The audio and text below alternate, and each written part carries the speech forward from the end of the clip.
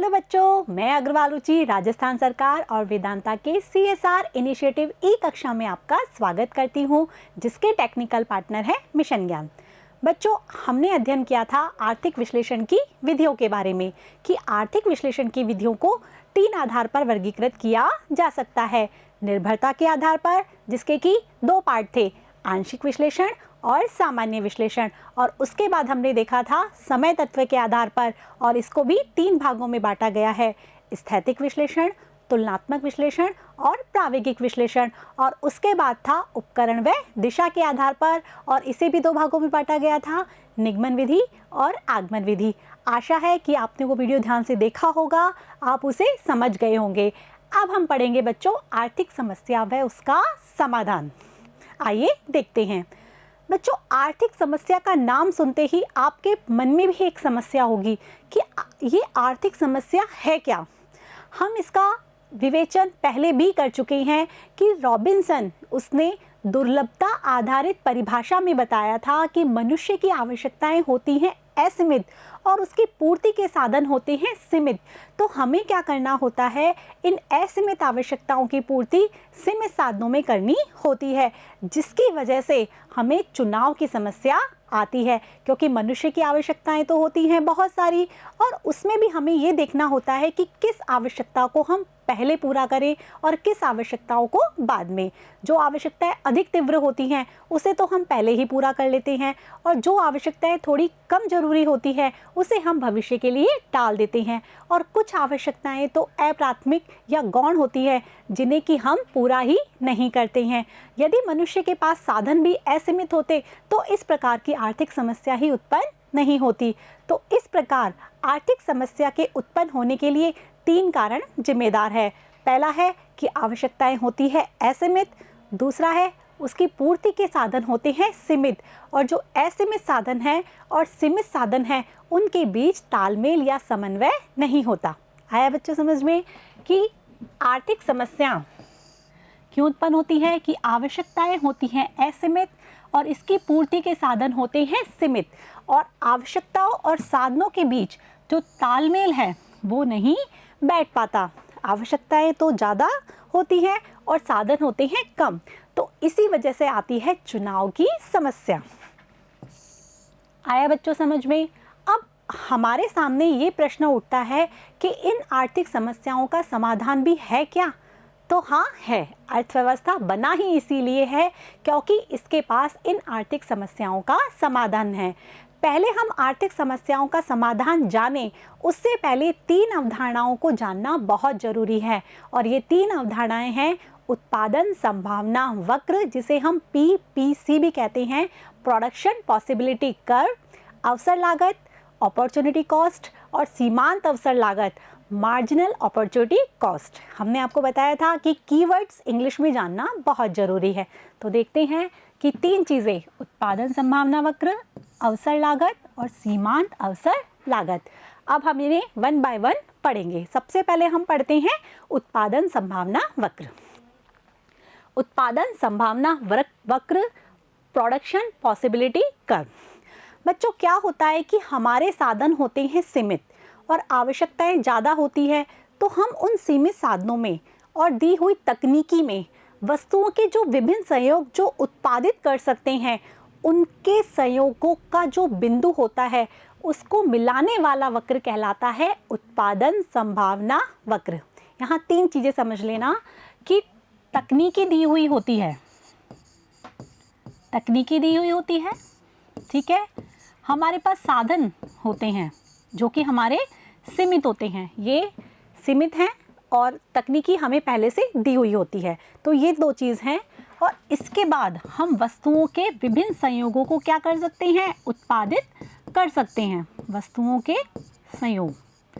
तो इन संयोगों को जो मिलाने वाला वक्र है वो कहलाता है उत्पादन संभावना वक्र। बच्चों, इसे हम रूपांतरण वक्र भी कहते हैं। रूपांतरण वक्र इसलिए कहते हैं क्योंकि यदि हम एक वस्तु की अधिक मात्रा का उत्पादन करते हैं तो उसके बदले हमें दूसरी वस्तु की उत्पादन का त्याग करना पड़ता है, क्योंकि हमारे पास उसको उत्पादित करने के साधन तो सीमित ही है ना।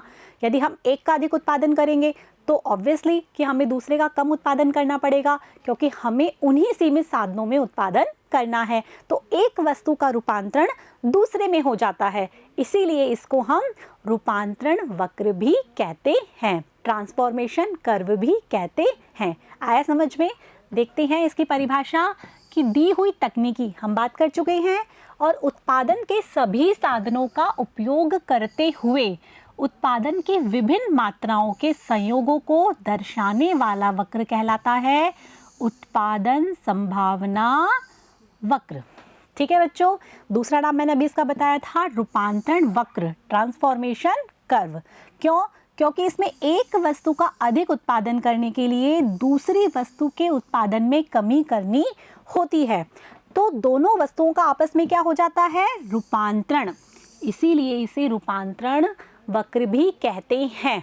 आपको याद रहेगा ना कि उत्पादन संभावना वक्र का दूसरा नाम है रूपांतरण वक्र।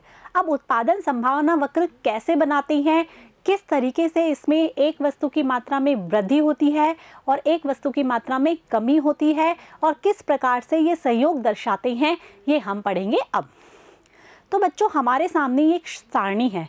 इस टेबल में हमें बताया गया है कि विभिन्न संयोग बने हुए हैं, जैसे संयोग A, B, C, D, E, जिनकी हमने अभी बात की थी ना कि दी हुई तकनीकी और सीमित साधनों में वस्तुओं के विभिन्न संयोग उत्पादित किए जाते हैं, तो वो संयोग ये है। और हमारे साधन सीमित है, हमारे पास इतने साधन हैं कि यदि हम अभी सारे साधन Y वस्तु की मात्रा में उत्पादन में लगा दें तो हमारी Y वस्तु का 10 मात्रा उत्पादित होगी। हमारे पास जो साधन है उससे हम X का तो बिल्कुल उत्पादन नहीं करें, केवल Y का करें तो कितना उत्पादन होगा? 10। और यदि हम बिल्कुल भी Y का उत्पादन ना करें और X का उत्पादन करें तब कितना होगा? 4। समझ में आ रहा है कि हम सारे साधन लगा दें Y वस्तु के उत्पादन में तब तो 10 इकाई, और यदि सारे साधन X में लगा दें तब कितनी? 4 इकाई। तो 2 संयोग तो हमारे ये हो गए। अब हमें क्या करना है कि यदि हम चाहते हैं कि X वस्तु का भी कुछ उत्पादन हो और Y का उत्पादन भी बना रहे, तो इसके लिए हमें क्या करना होगा? X वस्तु के उत्पादन को हमने बढ़ा के 0 से कर दिया 1। अब हमने बात की थी कि हमारे साधन हैं, जो उत्पादन के साधन हैं, जो इन वस्तुओं को उत्पादित कर रहे हैं X और Y वस्तुओं को, वो कैसे हैं? सीमित हैं। तो हमने 0 से 1 बढ़ाया, 0 से 1 किया, तो इसके लिए हमें Y वस्तु के उत्पादन की मात्रा का क्या करना पड़ेगा? त्याग करना पड़ेगा। तो इसीलिए 10 से क्या हो गई? 9। ये हमारी हो गई 10 से 9। कहने का मतलब है इसकी यदि 1 मात्रा बढ़ाई तो Y वस्तु की भी हमें कितनी मात्रा त्यागनी पड़ी? 1। और इसी प्रकार हम आगे भी देखते हैं कि यदि हमने 1 से 2 किया, 1 से 2 मतलब 1 इकाई बढ़ाई, तो इसकी हमने कितनी मात्रा का त्याग किया? 9 से 7। इसकी हमने 1 कड़ी बढ़ाई तो इसमें हमें 2 का हमें क्या करना पड़ा? त्याग। और ऐसे ही आगे चलता जाता है कि हम जैसे X वस्तु की मात्रा बढ़ाते जाते हैं वैसे वैसे हमें Y वस्तु की मात्रा का क्या करना पड़ता है? त्याग करना पड़ता है।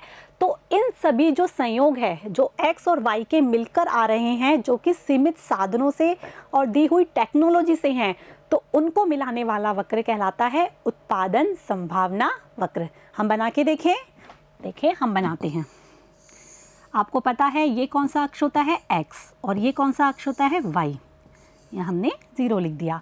अब हमारे पास विभिन्न संयोग हैं, अब हम इनको मिलाते हैं। जैसे हमने कि यहाँ से X वस्तु है और ये Y वस्तु है, और इनको हमने इस तरीके से उत्पादन संभावना वक्र बना दिया। ठीक है बच्चों, इसे बोलते हैं PPC। अब यहाँ X वस्तु है, X वस्तु की कितनी मात्रा? 0 मात्रा है, तब Y वस्तु की कितनी मात्रा हो रही है? 10। हमने यहाँ पर यदि ये वाला जो संयोग है जिसे हम बोल रहे हैं A संयोग, यदि A संयोग पे कोई भी उत्पादककर्ता उत्पादन करता है तो वहाँ वो Y वस्तु की तो 10 इकाइयों का उत्पादन कर रहा है, जबकि X की कितनी होगी? 0। ठीक है बच्चों, अब यदि उसने क्या किया? X की 1 बढ़ाई, मतलब X की 1 करी, तो उसका यहाँ पर हो जाता है 9, मतलब ये हो जाता है B बिंदु। ठीक है बच्चों, फिर वो X की 1 मात्रा बढ़ाता है, मतलब कर देता है 2, तो उसको Y की त्याग करना पड़ता है और यहाँ हो जाता है 7। ठीक है, और ये जो बिंदु आया वो है C। तो इसी प्रकार ये प्रोसेस चलता रहता है। इस प्रकार से ये डी बिंदु और ये ई बिंदु, डी और ई, तो ये जो विभिन्न संयोग है उनको दर्शाने वाला वक्र क्या कहलाता है? उत्पादन संभावना वक्र, जो कि क्या होता है? वापस रिपीट कर देती हूँ, दी हुई तकनीकी और साधनों के सीमित होने पर, ठीक है। अब साधन सीमित है, इसीलिए तो हम ये कर पा रहे हैं कि यदि हम एक की मात्रा का उत्पादन कर रहे हैं और दूसरी मात्रा का उत्पादन का यदि बढ़ाना पड़ रहा है तो एक को हमने क्या करना पड़ रहा है? घटाना पड़ रहा है। आगे समझ में बच्चों? ये हो गया हमारा उत्पादन संभावना वक्र। एक बात ये ध्यान देने योग्य है यहाँ पर कि यदि हमें कोई भी वस्तु यदि उत्पादित कर रहे हैं तो हमारे इन्हीं बिंदुओं पर आएगी, जो हमारा वक्र बन रहा है ना, इसी बिंदुओं पर वो संयोग आएगा। यदि इससे नीचे कोई संयोग आता है तो इसका मतलब हमारे साधनों का पूर्ण उपयोग नहीं हो रहा है, और यदि इससे ऊपर कोई बिंदु आता है तो उसका मतलब ये होता है कि जो टेक्नोलॉजी है, तकनीक है, वो बदल गई है। ठीक है बच्चों, अब इसके बाद हम देखेंगे कि उत्पादन संभावना वक्र की विशेषताएं क्या हैं। अभी हमने उत्पादन संभावना वक्र बनाया तो पहली विशेषता इसकी ये है कि यह मूल बिंदु की ओर नतोदर होता है। आपने देखा ना कि उत्पादन संभावना वक्र हमारा किस तरीके से बना था? इस तरीके से, पी पी सी, ये हमारा x और ये हमारा y। तो ये कैसा बना है? नतोदर ढाल का। क्यों नतोदर ढाल का होता है? क्योंकि हम यदि एक वस्तु के उत्पादन को बढ़ाते हैं तो दूसरी वस्तु की हमें अधिक मात्रा का त्याग करना पड़ता है, इसीलिए कैसा होता है? नतोदर ढाल का। और यदि एक वस्तु की मात्रा का त्याग करने पर कम मात्रा हमें त्याग करनी पड़ती, यदि एक वस्तु की अधिक मात्रा बढ़ाने पर दूसरी वस्तु की कम मात्रा त्याग करनी पड़ती, तो ये होता उन्नतोदर ढाल का। ये तो होता है नतोदर ढाल, ये होता है उन्नतोदर ढाल। और यदि दोनों की मात्रा समान रहती तो ये होता सीधी रेखा का। आ रहा है बच्चों समझ में? देखते हैं किस तरीके से। जैसे हमने 1 से 2 किया, एक मात्रा बढ़ाई तो हमें 9 से 7 2 मात्रा का त्याग करना पड़ा। इस प्रकार हम 2 से 3 वही एक मात्रा बढ़ाई तो 7 से 4 तो हमें कितनी मात्रा का त्याग करना पड़ा? 3 मात्रा का। तो ये बढ़ रही है ना, पहले ये 1 बढ़ी, फिर 2 बढ़ी, फिर 3 और उसके बाद 4। तो ये बढ़ती हुई है, ये बढ़ती हुई है, जो मात्रा है वो बढ़ती हुई है वाई वस्तु की, इसीलिए ये होता है नतोदर ढाल का। यदि ये घटती हुई होती तो कैसा होता? उन्नतोदर ढाल का। और ये समान रहती एक एक एक एक एक तो ये होता सीधी रेखा। आया बच्चों समझ में? तो इस प्रकार जो उत्पादन संभावना वक्र है वो नतोदर ढाल का होता है। अब इसकी दूसरी विशेषता क्या होती है? ये ऋणात्मक ढाल का होता है। जैसे देख रहे हो आप, नीचे की ओर झुकता हुआ है, दाईं ओर जा रहा है, और ये ऋणात्मक ढाल का होता है। तो ये था बच्चों हमारा उत्पादन संभावना वक्र। अब हमारी जो दूसरी धारणा है वो है अवसर लागत। अब अवसर लागत या अपॉर्चुनिटी कॉस्ट क्या होती है बच्चों? क्या है, हमने अभी देखा है कि हमारे साथ क्या होता है, यदि हम एक वस्तु की उत्पादन को बढ़ा रहे हैं तो दूसरी वस्तु की मात्रा का हमें त्याग करना पड़ रहा है। पड़ रहा है नहीं पड़ रहा है? तो वो जो त्यागी गई मात्रा है, या हम कह सकते हैं छोड़ी गई मात्रा है, वो उस वस्तु के उत्पादन की क्या कहलाती है? अवसर लागत। देखें हम इसे सारणी में, देखो एक वस्तु के उत्पादन की अवसर लागत क्या होती है? वस्तु के स्थान पर जो अन्य वस्तु के उत्पादन की त्यागी गई मात्रा है। जैसे कि हम उदाहरण हमारा वही ले लिया हमने कि यदि हम x वस्तु का एक मात्रा का उत्पादन कर रहे हैं, ठीक है, और हमें यहाँ y की 9 मात्रा का उत्पादन हो रहा है, ठीक है। अब पहले क्या हो रहा था? x की 0 और y की 10, तो हमने 0 से 1 की, आ रहा है समझ में? तो ये 10 से कितनी हो गई? 9। तो कहने का मतलब ये है कि जब हमने एक मात्रा की तो ये एक मात्रा घट गई, तो हमें एक मात्रा का क्या करना पड़ा? त्याग करना पड़ा, नहीं करना पड़ा? उसी प्रकार आगे एक मात्रा बढ़ाई तो हमें 2 मात्रा का त्याग करना पड़ा। तो ये जो त्यागी गई मात्रा है वही क्या कहलाती है? अवसर लागत। जहाँ कहाँ हम वो उत्पादित कर पा रहे थे अब नहीं कर पा रहे हैं, तो वो हो गई अवसर लागत। एक इसका बहुत अच्छा उदाहरण हम देखते हैं। मान लो एक टीचर है, ठीक है, उसके पास जॉब ऑफर आता है, वो एक स्कूल में पढ़ा रहा है और उसके वो वहाँ पर कमा रहा है, ए स्कूल में वो कमा रहा है 10,000, ठीक है, और जो बी स्कूल है वहाँ उसको ऑफर आया 15,000, ठीक है। तो वो कहाँ उत्पादन करेगा या कहाँ पढ़ाएगा? 15,000 बी स्कूल में, ठीक है। तो वो बी स्कूल में 15,000 यदि वो कमा रहा है तो इसका मतलब वो किसका त्याग कर रहा है, ए स्कूल में 10,000 रुपये का त्याग कर रहा है, नहीं कर रहा, क्योंकि साधन क्या है, सीमित, और इनके प्रयोग कैसे हैं, वैकल्पिक, और एक समय में हम क्या कर सकते हैं, एक ही जगह उत्पादन कर सकते हैं या एक ही जगह वो बढ़ा सकता है। तो वो 10,000 रुपये का क्या कर रहा है, त्याग। तो ये त्यागी गई मात्रा ही क्या कहलाएगी, अवसर लागत। ठीक है। ऐसा ही हम उदाहरण मजदूरों के संदर्भ में भी दे सकते हैं कि जिसको जहाँ ज़्यादा फैसिलिटीज़, ज़्यादा मनी मिलेगी वो वहीं पर जाएगा। ठीक है। और उसको दूसरी जगह पर क्या करना पड़ेगा, त्याग करना पड़ेगा। तो वो त्यागी गई मात्रा, जैसे कि हमने इस उदाहरण के संदर्भ में भी देखा कि एक वस्तु का उत्पादन करने के लिए दूसरी वस्तु के उत्पादन की मात्रा का क्या करना पड़ता है, त्याग करना पड़ता है। तो वो त्यागी गई या छोड़ी गई मात्रा ही क्या कहलाती है बच्चों, अवसर लागत। अब हमने इसके वो भी पढ़ लिए कि ये क्यों उत्पन्न होती है। हमने बताया ना, क्योंकि साधन कैसे होते हैं, सीमित, और एक समय विशेष में साधन को एक ही काम में लगाया जा सकता है। और साधनों के प्रयोग भी कैसे होते हैं, वैकल्पिक। जैसे कि एक टीचर है, वो ए स्कूल में भी पढ़ा सकता है, बी में भी पढ़ा सकता है, सी में भी, तो उसके प्रयोग कैसे हैं, वैकल्पिक। लेकिन वो एक बार में केवल एक ही स्कूल में जा सकता है। तो इसीलिए अवसर लागत उत्पन्न होती है। ठीक है। तो इसके तीनों कारण आपके सामने हैं कि साधन कैसे होते हैं, सीमित, और साधनों का जो प्रयोग होता है वो कैसा होता है, वैकल्पिक। कई प्रयोग उसके संभव हैं, और एक समय विशेष में साधन को केवल एक ही प्रयोग में लगाया जा सकता है। आया बच्चों समझ में। तो ये हो गई आपकी अवसर लागत। अब तीसरी टर्म कौन सी थी, याद है, सीमांत अवसर लागत। सीमांत अवसर लागत, जिसे इंग्लिश में हम कहते हैं मार्जिनल अपॉर्चुनिटी कॉस्ट। ठीक है, MOC, शॉर्ट में हम इसको ये भी लिख सकते हैं MOC। तो बच्चों क्या होता है कि यदि हम एक वस्तु का उत्पादन करते हैं तो दूसरी वस्तु के उत्पादन में कमी करनी होती है। ये तो आपको समझ में आ गया यहाँ तक। तो जो दूसरे वस्तु के उत्पादन में कमी की गई मात्रा प्रथम वस्तु की कहलाएगी सीमांत अवसर लागत। है ना इजी। उदाहरण देख लो कि यदि हम 0 से 1 बढ़ाते हैं, हमारा एग्जाम्पल वही सेट है और वही आ रहा है ताकि कि आपके दिमाग में अच्छे से आ जाए कि 0 से 1 है, मतलब एक मात्रा हम बढ़ा रहे हैं, तो एक मात्रा हम इसकी घटा रहे हैं। तो इसकी एक मात्रा बढ़ाने के लिए हमने इसकी एक मात्रा घटाई, तो ये घटाई गई जो मात्रा है, कमी की गई जो मात्रा है, वो प्रथम वस्तु कौन सी है, X, उसकी कहलाएगी सीमांत अवसर लागत। आया बच्चों समझ में। एक बार और रिपीट कर देती हूँ कि एक वस्तु का उत्पादन बढ़ाने के लिए दूसरी वस्तु के उत्पादन में कमी करनी होती है, और ये कमी की गई मात्रा प्रथम वस्तु की कहलाएगी सीमांत अवसर लागत। ठीक है बच्चों।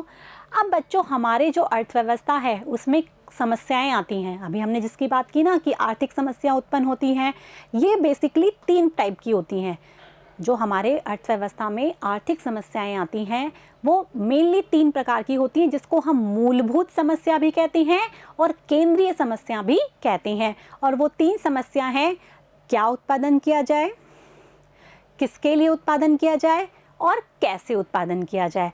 अब हम इन तीनों समस्याओं के बारे में डिटेल से पढ़ेंगे। ठीक है, कि मूलभूत समस्याएं, ये सेंट्रल प्रॉब्लम्स, ठीक है, केंद्रीय या मूलभूत।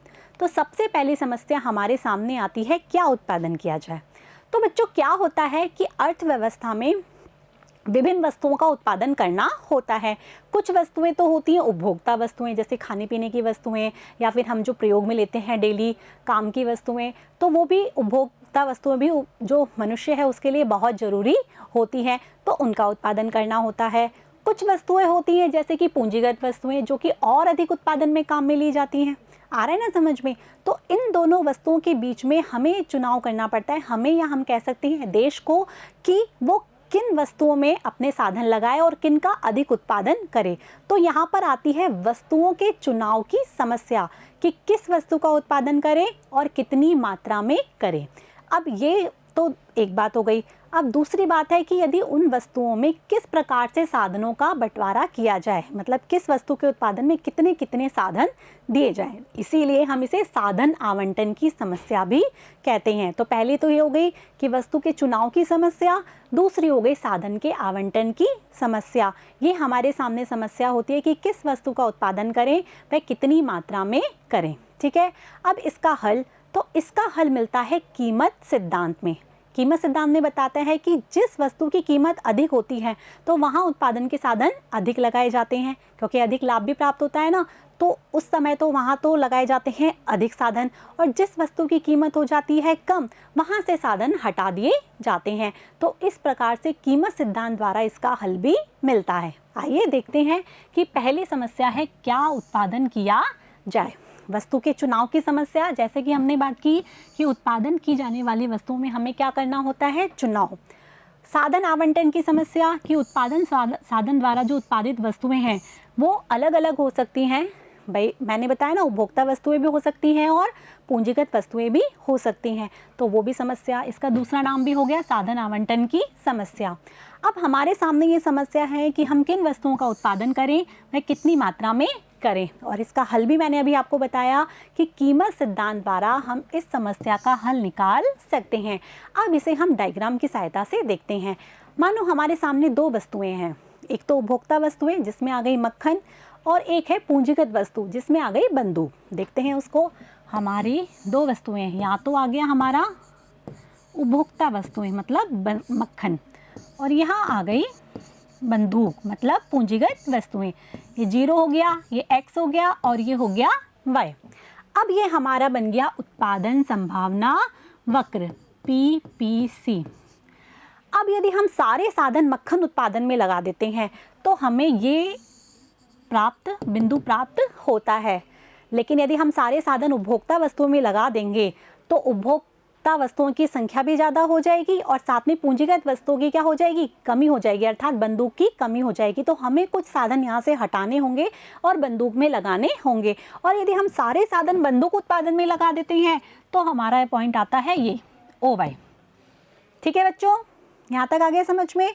अब हम ये देखते हैं कि हम क्या करें। तो अलग अलग अर्थव्यवस्था में इसके अलग अलग समाधान मिलते हैं कि देश की अर्थव्यवस्था क्या चाहती है, देश की अर्थव्यवस्था में किस प्रकार से उत्पादन किया जाएगा, कि अधिक मक्खन उत्पादन हो या अधिक बंदूक। तो ये जो उत्पादन संभावना वक्र हैं उसमें जो विभिन्न संयोग होते हैं A, B, C, D, E, जिनकी हम बात कर चुके हैं, उनमें से हम किसी भी संयोगों का चुनाव अपने अकॉर्डिंगली, अपनी अर्थव्यवस्था के अकॉर्डिंगली या अपनी ज़रूरत के अकॉर्डिंगली कर सकते हैं। मानो हम C बिंदु का चुनाव भी कर सकते हैं, तो यहाँ मक्खन की इतनी मात्रा और बंदूक की इतनी मात्रा। B का चुनाव भी कर सकते हैं। तो इस प्रकार से क्या उत्पादन किया जाए, ये हो गई हमारी पहली समस्या।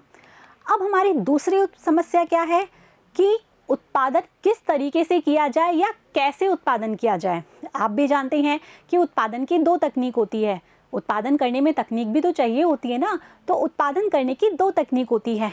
एक तो होती है श्रम प्रधान तकनीक और दूसरी होती है पूंजी प्रधान तकनीक।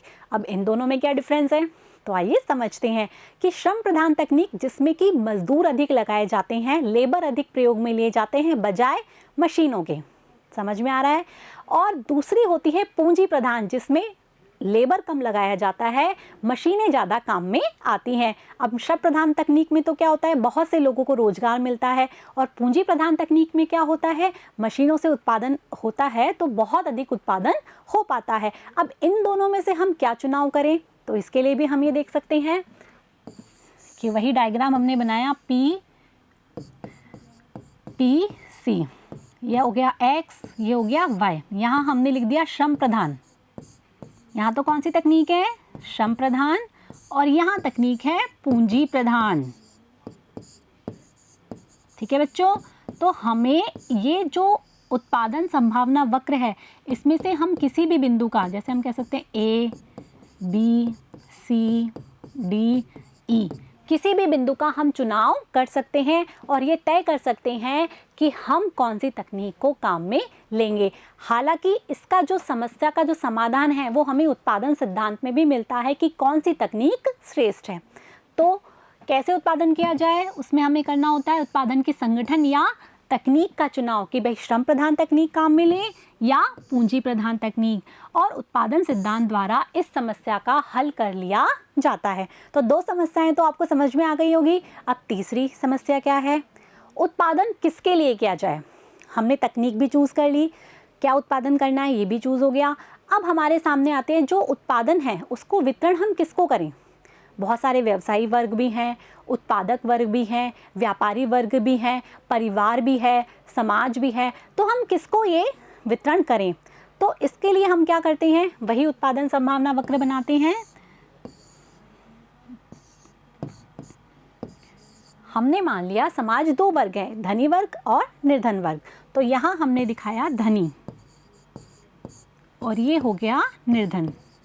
तो हमें वही चुनाव करना होता है कि ज़्यादा से ज़्यादा जो उत्पादन है वो धनी वर्ग को बांटा जाए या निर्धन वर्ग को बांटा जाए। आप भी जानते हैं कि वस्तुएं होती है एक तो आवश्यकता वाली, तो आवश्यकता वाली वस्तुओं की ज़रूरत तो सभी को होती है, धनी को भी होती है तो निर्धन को भी होती है, जबकि विलासिता की वस्तुएं कौन खरीद पाता है, केवल धनी वर्ग। तो जो उपभोक्ता वस्तुएं हैं वो धनी वर्ग में बांटी जाए या निर्धन वर्ग में बांटी जाए, इसका चुनाव भी हम उत्पादन संभावना वक्र द्वारा ही करते हैं कि इस वक्र के किस बिंदु पर हम जाएं और कितनी कितनी वस्तुएं किस किस को वितरित करें। तो ये थी हमारी तीसरी समस्या कि किसके लिए उत्पादन किया जाए, वितरण की समस्या कि समाज के वर्गों में वितरण कितनी कितनी मात्रा में हो, और वितरण सिद्धांत द्वारा, जो वितरण सिद्धांत है उसमें इस समस्या का हल मिलता है।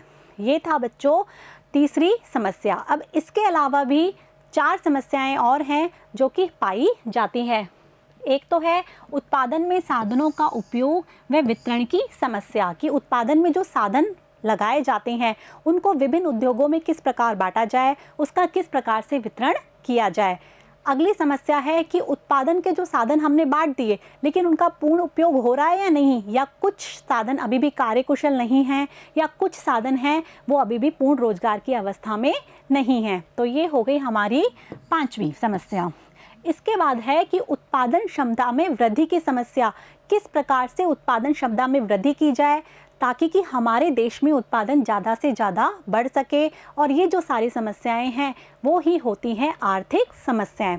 तो बच्चों आज हमने पढ़ा आर्थिक समस्या क्या है और उसमें जो हमारे अर्थशास्त्र है उसमें कौन कौन सी समस्याएं पाई जाती हैं। तो आर्थिक समस्या के लिए हमने जाना था कि मनुष्य की आवश्यकताएं होती है असीमित और उसकी पूर्ति के साधन होते हैं सीमित। तो हमें क्या करना होता है, उस असीमित आवश्यकताओं की पूर्ति सीमित साधनों में करनी होती है, इसे ही चुनाव की समस्या कहते हैं। उसके बाद हमने जाना था कि आर्थिक समस्याओं को जानने से पहले हमें 3 अवधारणाओं को जानना है। एक तो है उत्पादन संभावना वक्र जिसकी हमने डेफिनेशन दी थी कि दी हुई टेक्नोलॉजी और सीमित साधन दिए होने पर एक देश वस्तुओं के जो विभिन्न संयोग उत्पादित कर सकता है उसको मिलाने वाला वक्र कहलाता है उत्पादन संभावना वक्र। और उसके बाद बात की थी हमने अवसर लागत की। अवसर लागत में हमने कहा था कि एक वस्तु का उत्पादन करने के लिए दूसरी वस्तु के उत्पादन की मात्रा का त्याग करना पड़ता है और ये त्यागी गई मात्रा कहलाती है अवसर लागत। उसके बाद बात की थी हमने सीमांत अवसर लागत की कि यदि एक वस्तु का उत्पादन बढ़ाते हैं तो दूसरे वस्तु के उत्पादन में कमी करनी होती है और ये जो कमी की गई मात्रा है वो पहली वस्तु की कहलाती है सीमांत अवसर लागत।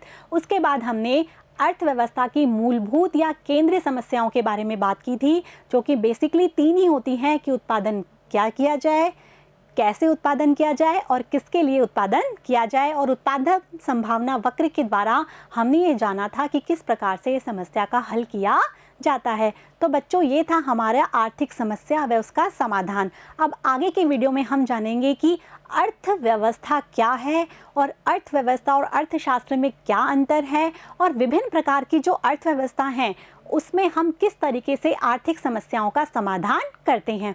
Thank you.